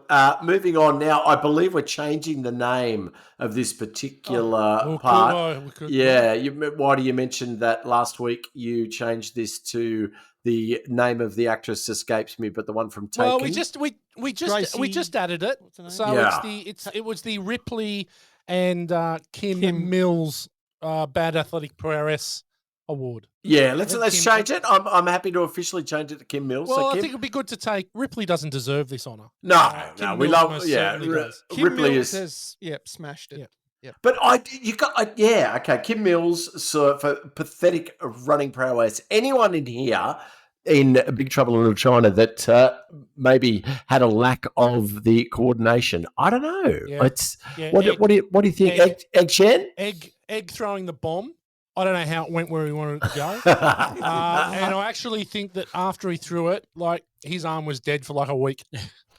I'm going to say Jack Burton when they're coming through the door and he tries to get his gun out, and he drops the gun. He has to jump around the corner, and then jumps back out with the gun. Yes, I'll pay that. We'll play Gow. Next one for the pivotal scene in the director's cut of Aliens, where the robot sentries come out and show us just what shit all of our space marines are in because of how many aliens are just starting to get into where they're at. Anything you wanted to know about Big Trouble in Little China? I reckon, like that Chewbacca's granddad monster thing. Yes. Yeah. Yep. I mean, it just an arm just sort of came out. I thought maybe they could have Explained. just given a little hint that there's this beast down there too, just to create a little bit of, I don't know, a little bit of get anxiety that we think, oh, wait, what's this thing doing? It's running around because all of a sudden it was just there. and Well, I just think grabbed her. I've got that. I think we could have seen more of the underground lair. Like we could have. I'm not saying you need any more of this movie, but could have seen more of the underground lair. Yeah, that's I what think they spent no budget on that. Yeah, zero. They just went, Yeah, you know right. what? Let's just get an arm out there. Yeah, We don't want to pay for this. Well, considering it ends the film as well on the Pork Chop Yeah. Express, you would think that we might get a bit of backstory. So, yeah, good call, Damo. Totally agree. Last one, Whitey's Brad Pitt for an actor in the film that you may have wanted to. What was the crude term you used for the Spock? Yes. Not two in the pink, two in the stem. Yes, for someone that you may want to use the Spock, the Vulcan hand signal for. So, yeah, anyone in this film that stood out? Oh, Gracie Law. Yeah, I 100%, Kim Cattrall. Yeah. 100%.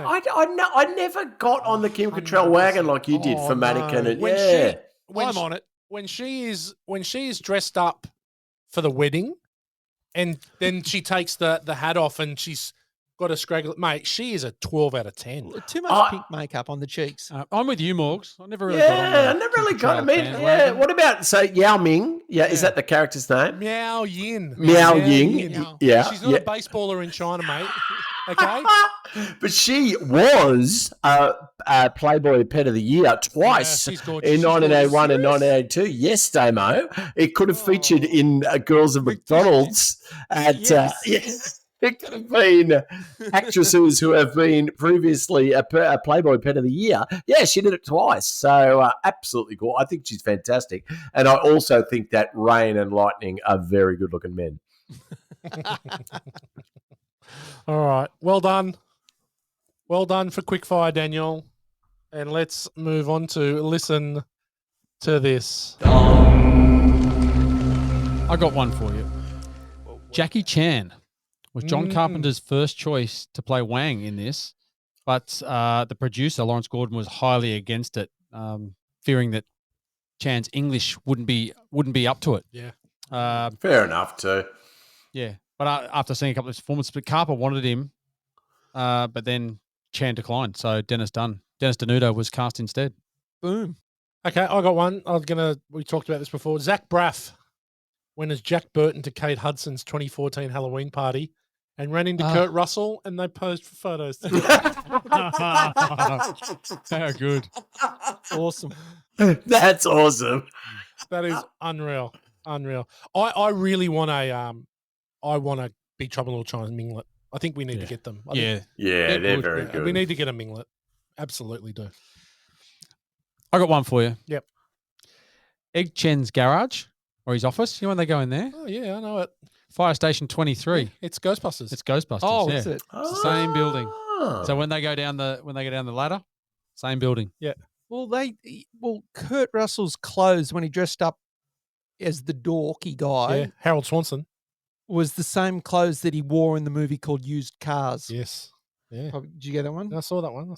And I'll give you one more thing Go for it. because I'm big in France, Yeah, you are. the land of the Especially beret. now. The movie was called The Adventures of Jack Burton in the Clutches of the Mandarin.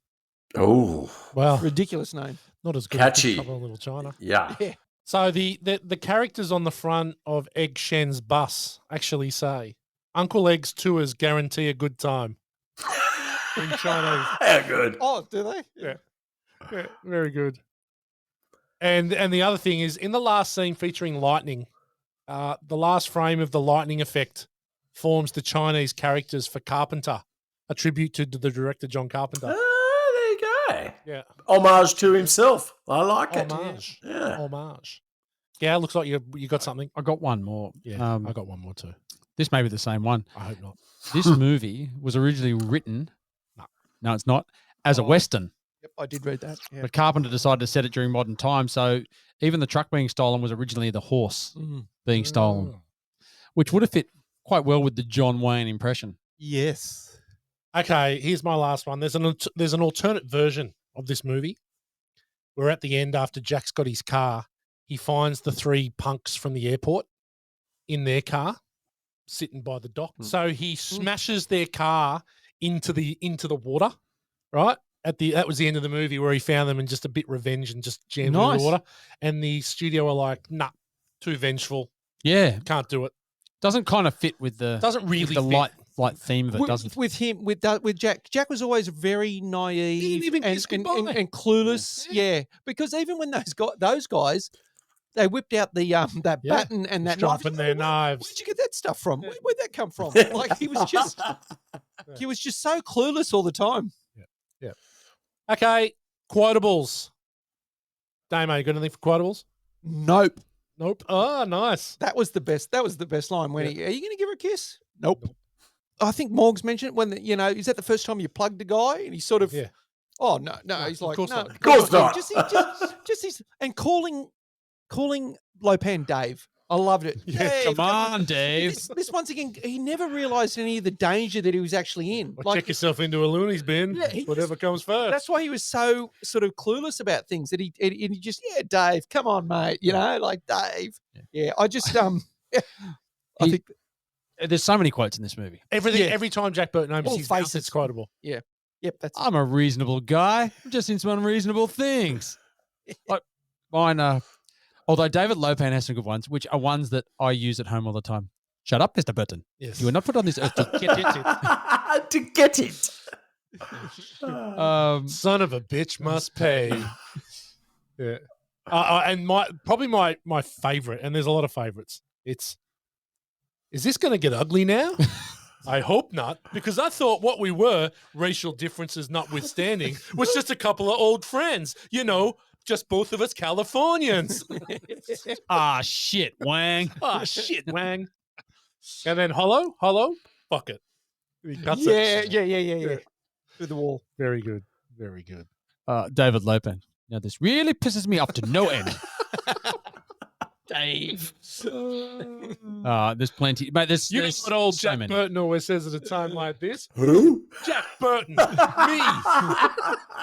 Is that the check is in the mail one? Oh, mate, that's another one. Yeah. That's another one. Wang. These sing-dings. Chang Jane Sing. sings. They got enemies. Yeah, the Wing Kong. They wear red turbans? Yeah. Very good. There's 1,000. We could keep going. Yeah, we could. Do you know All right, but we one won't- thing? Well, sorry, one last quote that I was looking for on the rewatch, and this just goes to show how this movie was released at the same time as another movie that had similar themes. I was waiting for the scene where he's dropping calls on the chick behind the screen, and he says, "And your silhouette is kicking." And yeah, it's not in this film. No, that's Gold Child. That's the Gold Child. Yeah, and I was literally the whole film going, when's that scene when he does that? Oh, yeah. Oops. I even remembered that from my one watch of the Gold Child.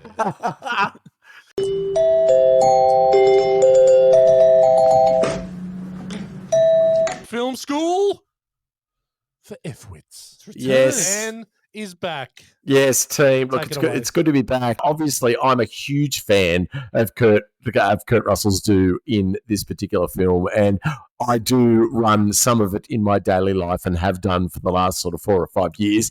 My esteemed colleague and travel partner Matt Gowan was a massive aficionado of the mullet back in the day, and there's photographic proof of the two of us looking like a couple of sick cunts back in about '94 with mullets. But as far as filmography, some of the best mullets that have appeared. Now, I'm going to, no particular order. What about Dana Carvey in Wayne's World? Yep. Solid. That's good. John Travolta in Pulp Fiction? Oh, it's a bad do that. Bad dude. A Somebody's bit a bad longer. dude. I don't know. Look, a bit longer than a mullet because it's quite long at the front as well. I don't know, but one that is definitely a mullet is Ewan McGregor in those fucking god-awful films, the Star Wars, the 1, 2, and 3. What do you even call them? What do Star Wars nerds call those films now? They're the prequels. Prequels, okay. Well, but probably the only good thing about that film is his incredibly good mullet. So it is worth a look. One that I don't know if have you guys seen Natural Born Killers in the last few years? Yeah, Woody Harrelson. Not for a few years. Woody Harrelson, who is a been- noted nude nut and has been a nude nut for many years now, was actually a proud mullet wearer back then with him and Juliette Lewis. And so it's definitely worth looking. He was just clinging. He was definitely hanging on to it. Now, Damo, I reckon this is a favourite of yours. What about Labyrinth? Oh, David Bowie. David Bowie. Excellent mullet. Yeah.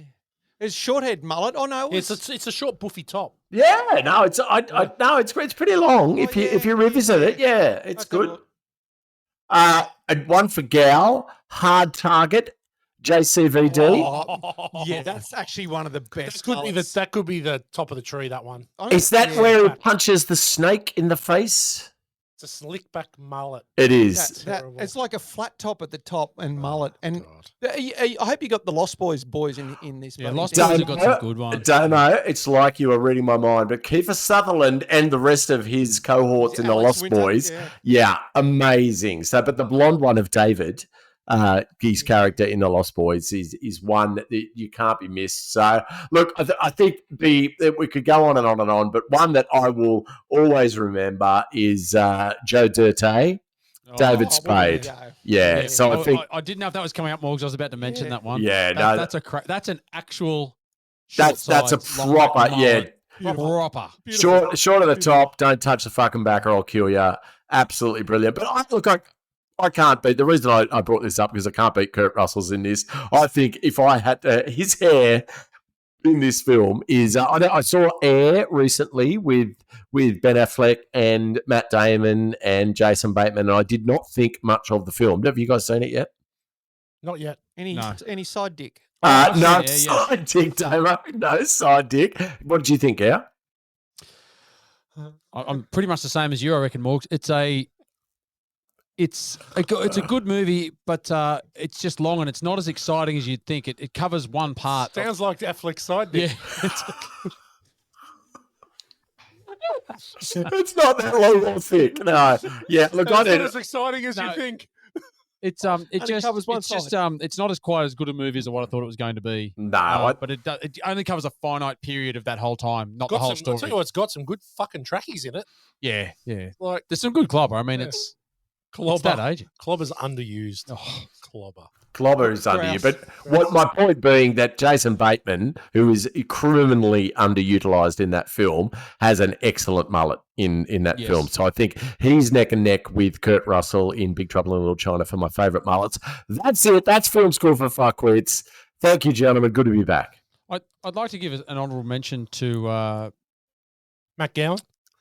to Mel Gibson. Oh, Oh, every movie. yes. And Of Patrick course. Swayze. the Both. Lethal Weapon one. Both are Yeah, excellent. yeah. It's been a mainstay of 80s and early 90s cinema for a long time, and there's a reason, because they look like absolute six C's, and yes, we all love it. It's Sickies. quite interesting that you mention Swayze there, Gow, because it's a good segue into kick-ass credit song. Whoa. And Ooh. we really took off when we released You Got a Mullet.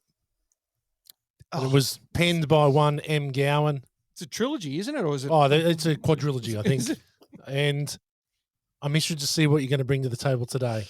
Well, look, what I did with this one was I thought about mid 80s, late 80s, and I went back to think about some of those prolific and diverse songwriters of our time. As an Australian guys, I was thinking a guy with a cracking mullet too. I went back Please to be him. fun. He just combined so many different genres and different takes into his songs and lyrics. Craig McLachlan. Damo, you've hit it on the head. Oh my God. Jeez. Hey, Egg Shan, you never could beat Lopan. Tell me, Burton, what you gonna do? Green-eyed girls need help from you. Can you save Meow Yin? Yeah. Gonna need some help from old Egg Shan. No, that's not the song. I didn't make that up today, though. I could have expanded on that, but no.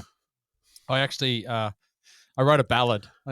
Oh, good. You haven't done a ballad yet. No, I haven't done a ballad, so Yeah. I sort of thought I'd bring out a ballad, and I'm going to give it a crack here. And In see how it in goes. fact, I think the only ballad that we've done is You Drew First Blood, which was way back in the day.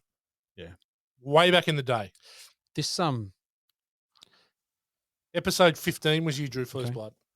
this one's called PCM. Oh, okay. So I'm going to try and get the tune for you here. We'll keep going. Okay. While he's going to crack in, I'm going to crack. So I'm going to. I wish I had battery in my phone to film this. He met up with Wang, not really looking for trouble. Next thing you know, it was nothing or double. He's gotta save the girls with green eyes, but it's tough when he can't really win any fights. He's a reasonable guy, just saw unreasonable things. Storms in the street and lots of dead sing-dings. Wang's gonna get the girls, they're being married today. And as for Lopan, that son of a bitch must pay. 2, 3, 4. He's the pork chop mullet. You can see what others can't see. How to egg it up the shaft. It wasn't fucking easy. Yeah, the pork chop mullet. They need potions and hexes, but not the PCM. It's all in the reflexes. Oh, We owe him great debt now. Lopan is dead. His first win for the movie with a knife to the head. Gracie declares she wants him to stay. Thinks she wants to get rubbed the wrong way. No horseshit, Jack. He's the pork chop mullet. The PCM. Pork chop mullet. Gow, I wish I'd filmed you That bang the texters the text together. bit was 2, 3, 4. yeah. But for those that at home or are listening, he's got two whiteboard markers that he's tapping together like drumsticks for the 1, 2, 3, 4. Yep. Oh, and I apologise, people, because my phone ran out of battery to filming that, and we are moving forward quite close to be streaming live on YouTube, and that would have been a real hit. The pork chop mullet. It was really hard to Damn. keep the tune in that one because I have to sit directly across from Matthew White, and he doesn't keep a poker face at all during the songs.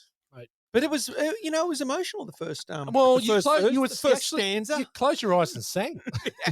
He had a tear. He did. Very good, gal. I love it. I love it. I love it. All right, star of the show, Dan on the land. Who you got? I mean, Kurt. It's the first 50, 60 watches of this, it's Kurt Russell because I love him. But looking back at this film, I really love David Lopan. I really love Egg Shen. I really love Dennis Denudo. So I think just as an ensemble cast, I'm going to give two as the star of the show because I think it was very well chosen. And the fact that they subverted the whole sidekick premise, it was just amazing. And John Carpenter, well played. And John Carpenter also wrote the kick-ass credit song for his own film, Big Trouble in Little China. Gal, what you got?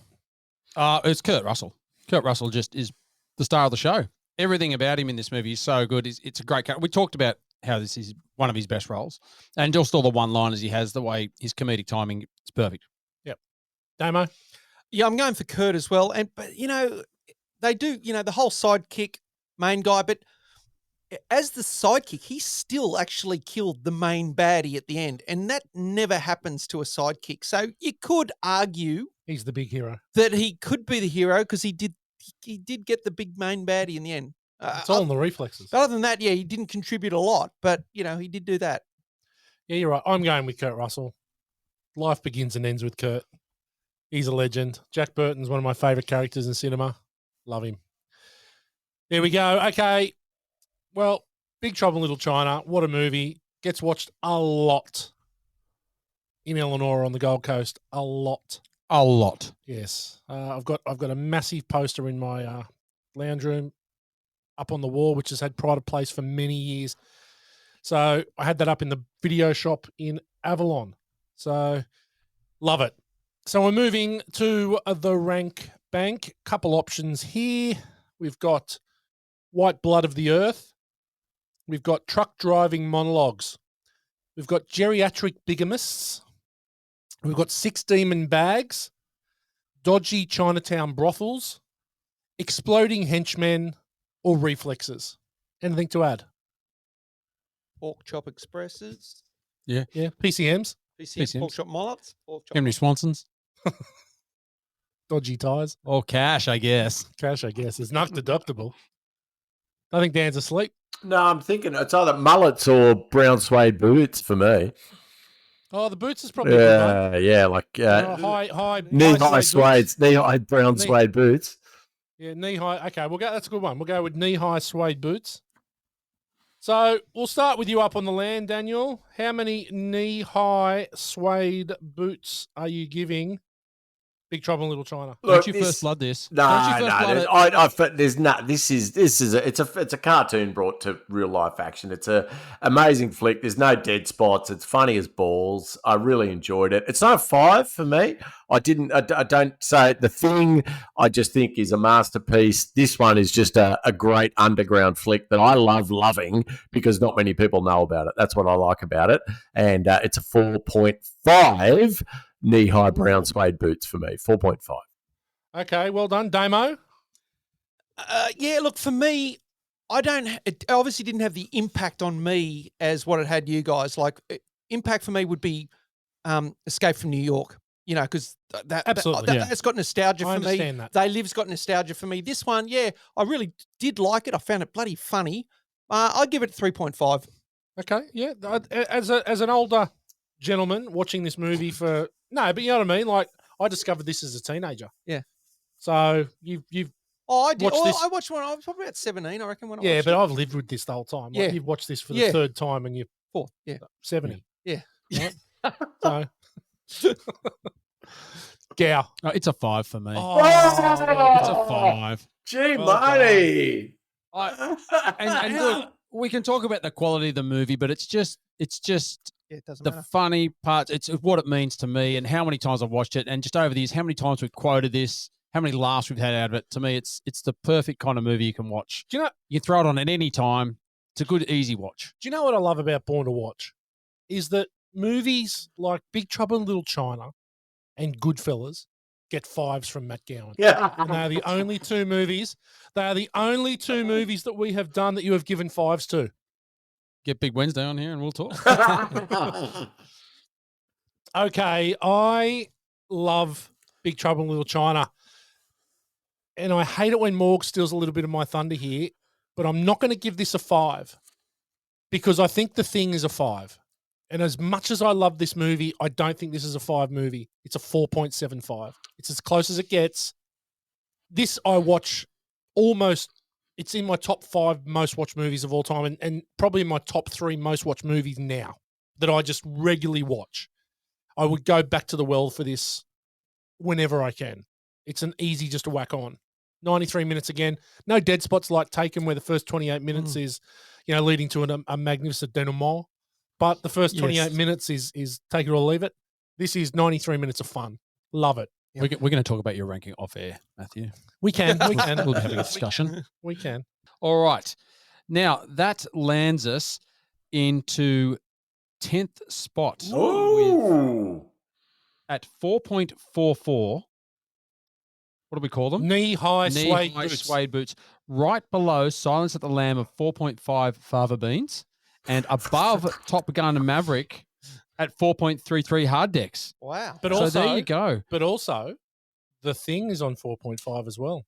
So It it's is. a Well, it's just, smidge you're right. below It is just a smidge below. So that is right up there. Top 10. And do you know what that does? It actually quantifies what I said, that this isn't just quite as good a movie as The Thing. 0.6. Yeah, it's close. You knew it. You picked it. It's what I It's do. 0.6 of So a. a 3.5, if that had been any higher, that might have jumped up. That Okay. could have easily jumped But over. I knew that Damo would score it accordingly. No, just accordingly. Yeah. Here you go, some movies above it. Silence of the Lambs, The Thing, 3 Billboards, Warrior, Raiders of the Lost Ark. Okay, so if you loved this, what are you going to watch, Dan? Highlander. Oh, you Yeah, stole my that's a thunder. good one. I had Highlander as well. No shit. Yeah, I had Highlander as well. Highlander's great. I agree. The second, it should never have got a sequel. But this Highlander was similar to this in that it was a bit of a cult flick as well. It wasn't one that you went and saw it, the Ring of Mall twin. It was one that you discovered on VHS and then just watched over and over and over and over and over and again. In Goodwood Street, where I grew up in the Badlands of Cromer, in the Bronx, if you will, Highlander got a huge run, probably comparable to what would become Big Trouble in Little China for the three of us later on. Highlander was to my 12, 13, 14, 15-year-old self. So, yeah, just love I it. used to quote that a lot. More. Yeah, Very look high at the only quality one. movie. Exactly, yeah. What about you, Damo? Well, this movie is like no other Nothing, movie. nothing. No, but there are so many other movies. This probably doesn't make sense that actually have bits like that you can see in this movie. But it is so unique. Look, Well, there's a heap of buddy cop movies you could use. Like there's the thing. Like I was writing down, there's bits of Taken. There's Romancing the Stone. There's Flash Gordon. There's Mortal Kombat. There's Willow. There's Teenage Mutant Ninja Turtles. Flash There's Year of the Dragon. Gordon. There's Rush Hour. Like there are so many things that I go. Jeez. That reminds me of that. Reminds me of that. So I'll go with Teenage Mutant Ninja Turtles. okay. Well done. Nice. Well played. You got I went a little different. Yeah, there's a sci-fi element to this. And I went with Total Recall. Now, Total Recall's a little different, but it's still got a storyline. It's obviously not as funny as this. You know, it's not a comedy like this, but it sort of has that sci-fi thing. The other one was Starship Troopers, which is a little bit more out there as well. Yep. Which you're not really going to take seriously. Starship Troopers is a great movie. Yeah. There are some funny lines in the old Total Recall. Yes. Okay, so the birthday episode, Big Trouble in Little China, is in the rear view. And thoroughly enjoyed talking about one of my favourite movies and scored very appropriately. Comes into number 10 on the rank bank, just below The Thing, like I suggested. It was good to have Dan back with us. Next week, we've got 1 year and 1 week. And we're going back to the 80s, surprise, surprise. And we're going to do one of only I think maybe one or two other sort of darkly horror films that we've covered. This one's been talked about the last few weeks, actually. I know it's a favourite of Gow's. It's An American Werewolf in London. Ooh. John Landis. Great choice. Got some good memories of this, and this is probably another sex scene that is burnt onto my Yes, Jenny. my mind. Jenny Agutter. So Jenny, where do I know? think it's Where do I know her Agutter. from? Where do I know her from? You know her from when she was nude in Walkabout, when she was a 16-year-old girl. That's right. And she with her little brother, and their trip. And David Gopelil finds them in the Australian outback. Yeah, and she's also in Logan's Run. She's like one of those. Yeah.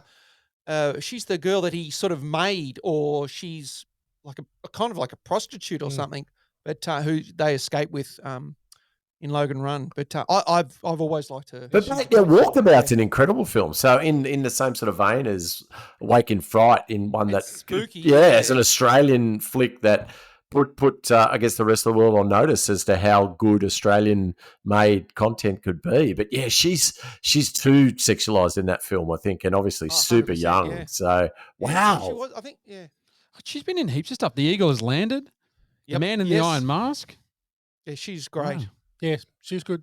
She's an 80s darling. And who was the guy? Norton. David Norton. David Norton. Yep. Yeah. He was a singer. Really? He's actually he had a hit in the 80s as well. I want to party all the time. Party all did the make that was time. 1986. Yeah. Party all the time, Eddie Murphy. Oh, what And was that he made the top thinking? 100. What was he thinking? Yeah. Okay, well, that's it from us at Born to Watch. 1 year old and don't look a day over 70, either of us. So just remember what old Jack Burton does when the earth quakes and the poison arrows fall from the sky and the pillars of heaven shake. Yeah, Jack Burton just looks that big old storm square in the eye and he says, "Give me your best shot, pal. I can take it." Thank you for listening to this episode of Born to Watch. To join us on our journey into some of our favourite movies of all time, you can find us on all good podcast networks like Spotify and Apple Podcasts. If you like what you hear, give us a 5-star review and share with your friends.